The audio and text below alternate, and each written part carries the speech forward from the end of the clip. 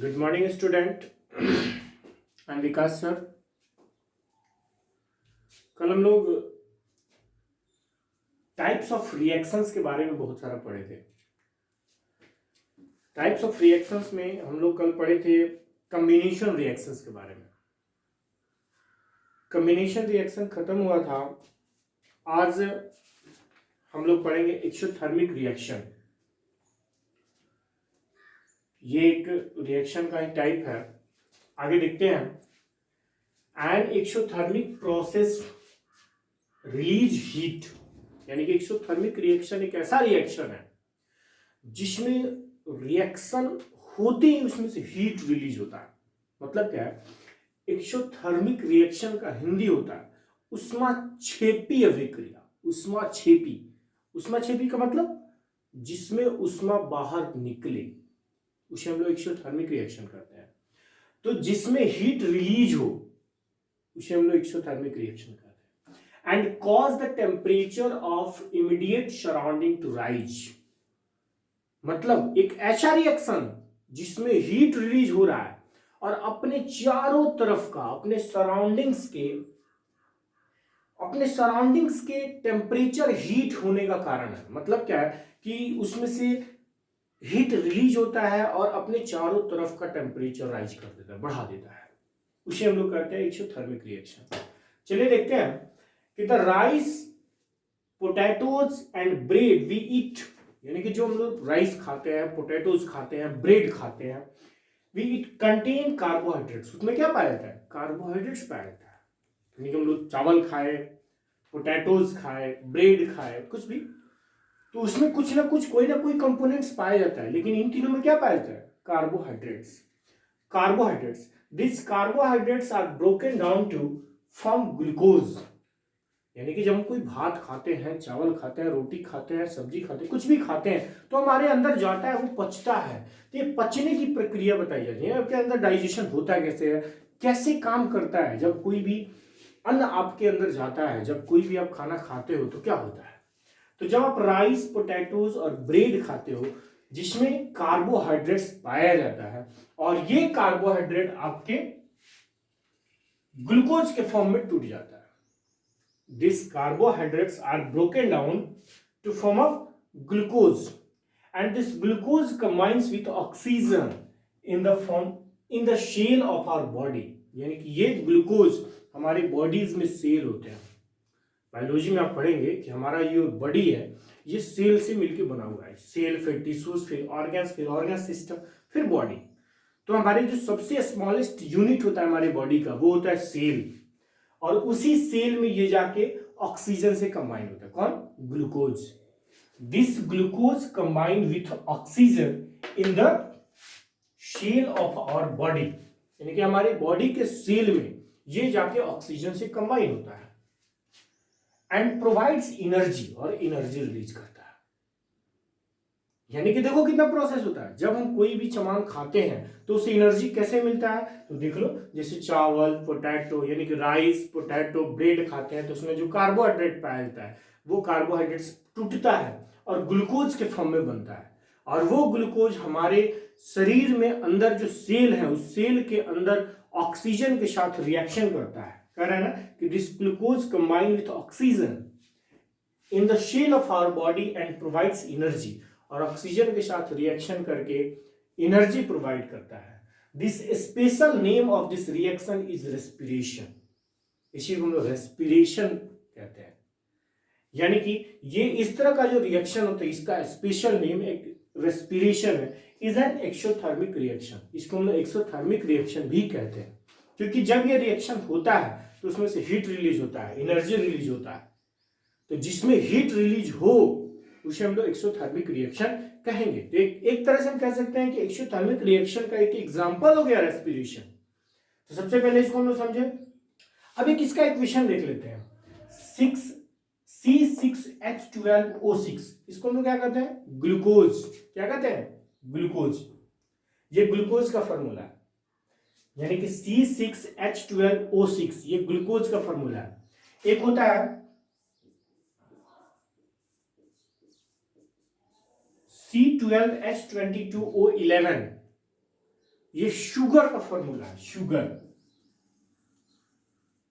चीनी, यानी कि जो हम चीनी खाते हैं शुगर, उसका फॉर्मूला क्या है, C12H22O11। इसको हम लोग याद करने के लिए C12H22O11 के रूप में याद कर सकते हैं। यहां ध्यान देंगे कि C6H12O6 जो ये ग्लूकोज है, ये ग्लूकोज एक्वियस फॉर्म में रहता है, तरलीय अवस्था में, ये ऑक्सीजन के साथ रिएक्शन करता है। यही बात हम लोग लिखने जा रहे हैं कि हमारे बॉडी के अंदर कैसे ग्लूकोज ऑक्सीजन के साथ कंबाइन होता है। तो ये ग्लूकोज यहाँ ऑक्सीजन के साथ कंबाइन हुआ, और ये जैसे ही कंबाइन होगा, रिएक्शन होगा, तो यहाँ कार्बन डाइऑक्साइड, वाटर और एनर्जी बनाएगा। चलिए नेक्स्ट एंडोथर्मिक रिएक्शन पढ़ेंगे, तब तक इसको आप नोट डाउन करो।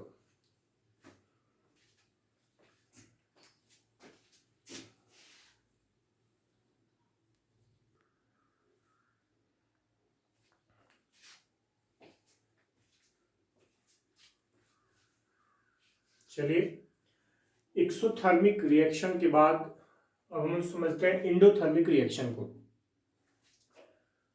एंडोथर्मिक रिएक्शन सबसे पहले अभी हम लोग पढ़े एक्सोथर्मिक रिएक्शन। एक्सोथर्मिक रिएक्शन का हिंदी मैंने बताया था ऊष्माक्षेपी रिएक्शन। ऊष्माक्षेपी का मतलब ऊष्मा छोड़ने वाला, जो ऊष्मा छोड़े, जिसमें ऊष्मा यानी कि हीट रिलीज हो, उसे हम लोग ऊष्माक्षेपी यानी कि एक्सोथर्मिक रिएक्शन करते हैं।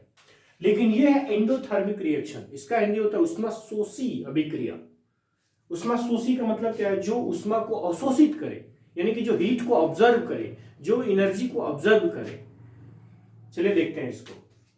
An endothermic process observe heat, मैंने बोला ना, यानी कि एक ऐसा रिएक्शन जो हीट को ऑब्जर्व करे, एक ऐसा प्रोसेस जो हीट को ऑब्जर्व करे एंड कूल्स द सराउंडिंग्स। यानी कि मतलब क्या है, जब कोई एक ऐसा रिएक्शन हो जो अपनी चारों तरफ के सारे हीट को ऑब्जर्व करेगा, खींचेगा, तो क्या होगा, चारों तरफ में ठंडा हो जाएगा, यानी कि अपने सराउंडिंग्स को कूल कर देगा। यानी कि एक ऐसा रिएक्शन जो हीट को ऑब्जर्व करे और अपने सराउंडिंग्स को कूल करे, उसे हम लोग क्या कहते हैं, एंडोथर्मिक रिएक्शन। फिर से समझेंगे, an endothermic process observe heat, यानी कि एक ऐसा प्रोसेस है, एंडोथर्मिक एक ऐसा प्रोसेस है जो हीट को ऑब्जर्व करता है एंड कूल्स द सराउंडिंग्स, और अपने चारों तरफ को ठंडा करता है। द डिकम्पोजिशन ऑफ वेजिटेबल, अब इसका एक एग्जांपल समझते हैं कि एंडोथर्मिक का एग्जांपल क्या है। The decomposition of vegetable matter in compost is also an example of the endothermic reaction. यानी कि जब हम लोग किसी वेजिटेबल मैटर्स को क्या करते हैं, डिकम्पोस्ट कर देते हैं, उसको हम लोग डिकम्पोजिशन क्या करते हैं, एंडोथर्मिक रिएक्शन करते हैं। द डिकम्पोजिशन ऑफ वेजिटेबल, जो उसको कंपोस्ट कर देते हैं, डिकम्पोजिस कर देते हैं, उसे हम लोग क्या कहेंगे, एंडोथर्मिक रिएक्शन। नेक्स्ट है डिकम्पोजिशन रिएक्शन। एक बार हम लोग पढ़े थे कॉम्बिनेशन रिएक्शन, पढ़े थे ना। कॉम्बिनेशन रिएक्शन में क्या होता था कि दो या दो से अधिक, 2 और मोर देन 2 सब्सटेंस मिलके कंबाइन होते थे और एक न्यू सब्सटेंस को फॉर्म करते थे। लेकिन यहाँ डिकम्पोजिशन रिएक्शन, ये क्या करता है, डिकम्पोज करता है, तोड़ता है, जिसका हिंदी होता है विघटन अभिक्रिया। और कंपोजिशन का क्या होता था, सबसे पहले हम लोग कौन सा रिएक्शन पढ़े थे, कॉम्बिनेशन रिएक्शन। तो कॉम्बिनेशन एक दूसरे को कंबाइन करता था, लेकिन यहां क्या है, डिकम्पोजिशन रिएक्शन, तो ये क्या करेगा, एक दूसरे को हटाएगा। थोड़ा सा इसको समझेंगे हम लोग। When single reactants break down to give simpler products, यानी कि कोई एक रिएक्टेंट किधर होता है, किसी रिएक्शन का जो हम लोग इक्वेशन लिखते हैं उसके लेफ्ट साइड में रिएक्टेंट होता है और राइट साइड में प्रोडक्ट होता है। तो किसी एक रिएक्टेंट अगर टूट के दो या दो से अधिक सिंपलर छोटे छोटे कंपाउंड्स में बट जाते हैं, उसे हम लोग क्या कहते हैं, डिकम्पोजिशन रिएक्शन। यानी कि एक ऐसा रिएक्शन जिसमें रिएक्टेंट टूट के बहुत सारे प्रोडक्ट्स को तैयार करे, एक सिंगल रिएक्टेंट, तब उसे हम लोग क्या कहेंगे, डिकम्पोजिशन रिएक्शन।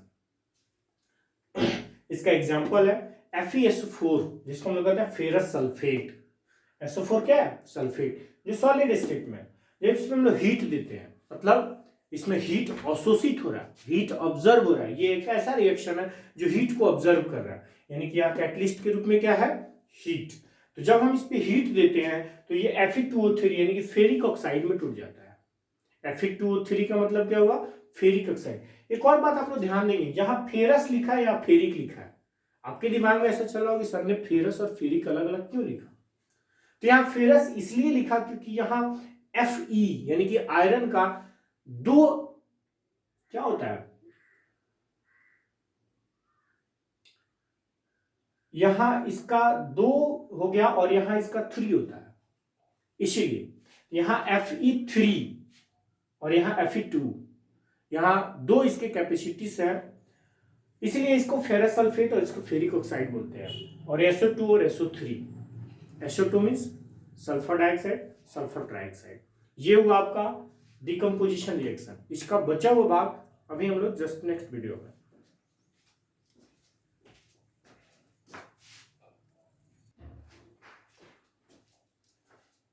एक मिनट, इसको हम लोग समझ सकते हैं अभी, जैसे FeSO4 Fe2O3, इसको हम लोग फेरस सल्फेट कहते हैं क्योंकि ये फेरस सल्फेट है। ये Fe जो आयरन होता है उसके 2 वैलेंसी होते हैं, एक 2 और एक 3। तो ये 2 वाले वैलेंसी है और यहाँ 3 वाला वैलेंसी है। 9th क्लास में आप लोग कंपाउंड फॉर्मेशन के द्वारा पढ़े होंगे कि 2 वैलेंसी कहाँ कैसे यूज होता है, 3 वैलेंसी कहाँ कैसे यूज होता है और कैसे कंपाउंड का फॉर्मेशन होता है यहाँ।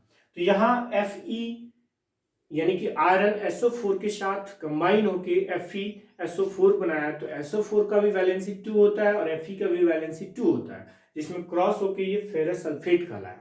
और यहाँ इसका वैलेंसी 3 होता है, इसीलिए इसको फेरिक ऑक्साइड कहते हैं। थैंक्स।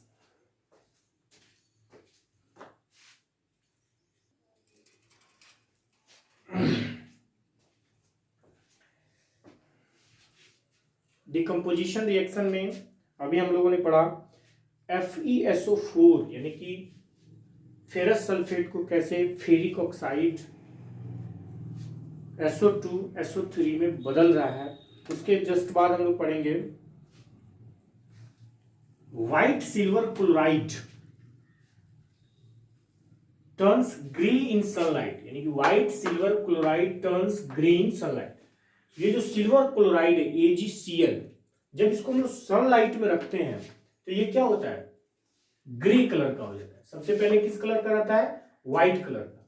ये व्हाइट कलर का रहता है और फिर ये ग्रे कलर का हो जाता है। इसको ध्यान से समझना है कि व्हाइट सिल्वर क्लोराइड, ये जो सिल्वर क्लोराइड है ये व्हाइट कलर का रहता है और जैसे ही इसे हम लोग सनलाइट में रखते हैं तो ये ग्रे कलर का हो जाता है। This is due to the decomposition of silver chloride into silver and chlorine, यानी कि ये सिल्वर क्लोराइड जैसे ही हम लोग सनलाइट में रखते हैं तो इसका डिकम्पोजिशन हो जाता है और ये डिकम्पोज होके Ag और Cl2 यानी कि सिल्वर और क्लोरीन में अलग अलग बढ़ जाता है, यानी कि इसका कलर होता है व्हाइट और जैसे ही सनलाइट में रखते हैं तो इसका कलर होता है ग्रे।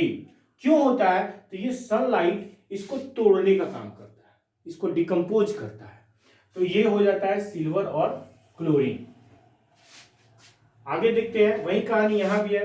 AgBr, इसको हम लोग क्या कहेंगे, सिल्वर ब्रोमाइड। जब इसको सनलाइट में रखते हैं तो ये भी Ag और Br अलग अलग टूट जाता है, यानी कि ब्रोमीन अलग हो जाता है और सिल्वर अलग हो जाता है। नीचे दिया है कि the above reaction are use in black and white photography. ये जो रिएक्शंस है इसका यूज हम लोग ब्लैक और व्हाइट फोटोग्राफी जो करते हैं उसमें करते हैं। चलिए इसके जस्ट बाद हम लोग डिस्प्लेसमेंट रिएक्शन पे ध्यान देंगे, तब तक इसको आप नोट डाउन कीजिए। डिस्प्लेसमेंट रिएक्शन,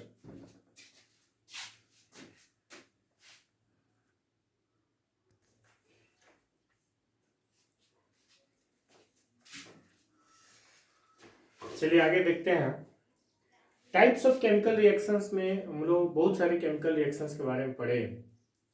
जैसे सबसे पहले हम लोगों ने पढ़ा था कॉम्बिनेशन रिएक्शन, सेकेंड नंबर में हम लोग पढ़े एक्सोथर्मिक रिएक्शन, फिर इंडोथर्मिक रिएक्शन, फिर डिकम्पोजिशन रिएक्शन। अब हम लोग पढ़ेंगे डिस्प्लेसमेंट रिएक्शन। डिस्प्लेसमेंट का मतलब क्या होता है, आप लोग फिजिक्स में पढ़ेंगे डिस्प्लेसमेंट। डिस्प्लेसमेंट का मतलब होता है विस्थापन, यानी कि किसी चीज को एक जगह से दूसरी जगह डिस्प्लेस कर देना, हटा देना, विस्थापित कर देना। तो यहाँ ये डिस्प्लेसमेंट रिएक्शन है, इस पर हम लोग को थोड़ा फोकस देना है। डिस्प्लेसमेंट रिएक्शन का मतलब होता है विस्थापन अभिक्रिया। Displacement reaction is a chemical reaction. ये जो डिस्प्लेसमेंट रिएक्शन है ये एक केमिकल रिएक्शन है, ये एक रासायनिक अभिक्रिया है in which a more reactive element displace a less reactive element. इस बात को थोड़ा ध्यान देना है कि एक ऐसा रिएक्शन है जिसमें जो मोर रिएक्टिव मेटल्स है, मोर रिएक्टिव एलिमेंट्स है, मोर रिएक्टिव का मतलब जो सबसे ज्यादा रिएक्टिव है, वो क्या करता है कि अपने से लेस रिएक्टिव एलिमेंट्स को डिस्प्लेस कर देता है, यानी कि हटा देता है। कहां से? तो उसके कंपाउंड से। ध्यान देना है कि in which a more reactive elements displace a less reactive element from its compound. यानी कि एक ऐसा रिएक्शन जिसमें मोर रिएक्टिव एलिमेंट्स उससे कम यानी कि लेस रिएक्टिव एलिमेंट्स को उसके कंपाउंड से डिस्प्लेस कर देता है, हटा देता है, उस रिएक्शंस को हम लोग कहते हैं डिस्प्लेसमेंट रिएक्शन। जैसे मान लो कि मैं आपसे मजबूत हूं, मैं गया और आपको आपके घर से मार के भगा दिया और मैं आपके घर पे रह गया, तो वही कहानी होती है कि जैसे यहाँ Fe है, ये Cu से क्या मजबूत है, रिएक्टिव है, ज्यादा रिएक्टिव है। तो ये जो फेरस है यानी कि आयरन है, ये कॉपर से ज्यादा रिएक्टिव है। तो ये आयरन और कॉपर सल्फेट एक कंपाउंड है। कॉपर सल्फेट के साथ आयरन का जब रिएक्शन हम कराते हैं तो ये आयरन कॉपर को कॉपर सल्फेट से डिस्प्लेस कर देता है। ध्यान दीजिएगा कि आयरन प्लस CuSO4, यहां लिखा हुआ है FeSO4 प्लस Cu, मतलब आयरन कॉपर को कॉपर सल्फेट से डिस्प्लेस कर दिया और कॉपर यहां अकेला हो गया। चलिए, both metals and non metal यानी कि मेटल और non metal take part in the displacement reaction. यानी कि इस डिस्प्लेसमेंट रिएक्शन में पूरे एलिमेंट्स भाग लेते हैं, वो मेटल हो या नॉन मेटल हो। तो यहां ध्यान दिए कि मेटल और नॉन मेटल डिस्प्लेसमेंट रिएक्शन में भाग लेते हैं। यहां जो मोर रिएक्टिव एलिमेंट होता है वो लेस रिएक्टिव एलिमेंट्स को उसके कंपाउंड से डिस्प्लेस कर देता है। उसी तरह यहां Pb plus CuCl2 equal to PbCl2 plus Cu, यानी कि यहां जो Pb है ये Cu से मोर रिएक्टिव है, यानी कि इससे मजबूत है, इससे ज्यादा रिएक्शन करने वाला है। तो ये इसको इसके कंपाउंड से ही डिस्प्लेस कर दिया। मैंने आपको बताया था कि अगर मैं मजबूत हूं और आप कमजोर हो तो मैं आपको आपके घर से हटा के आपके घर पे रह गया, तो ये हो गया डिस्प्लेसमेंट रिएक्शन। इसके बाद हम लोग पढ़ते हैं डबल डिस्प्लेसमेंट रिएक्शन। तब तक आप इसको नोट डाउन करें।